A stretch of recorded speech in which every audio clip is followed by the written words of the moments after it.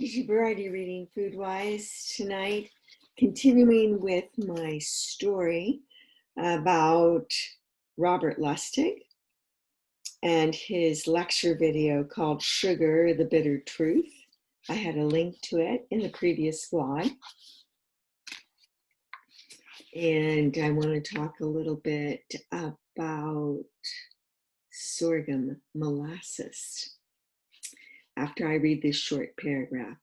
Lustig's bottom line: limit sugar consumption.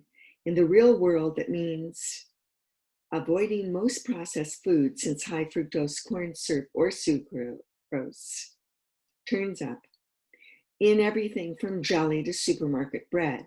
The marginally good news: some whole food sugars do exist.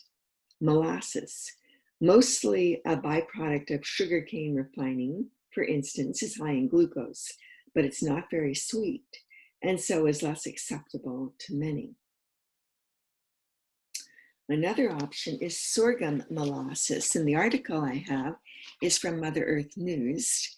And sorghum molasses, different from sugarcane molasses, is actually a quite popular food in Amish communities and in Old Order Mennonite communities and throughout the South.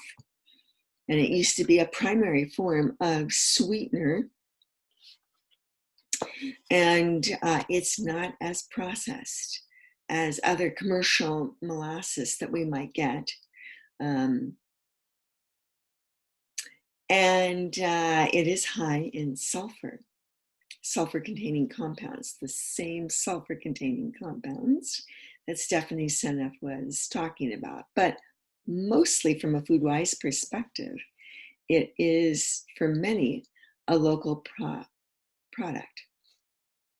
This sweetener. I myself lived with Old Order Mennonite farmers for my master's thesis. And I can remember the sorghum molasses that they made. And they had a family of 10 children, and they were in rural Pennsylvania. And I lived with them as part of my master's thesis, looking at conventional and organic farmers. They were organic. They were the only Old Order Amish and Old Order Mennonite farmers who were in this particular part of Pennsylvania.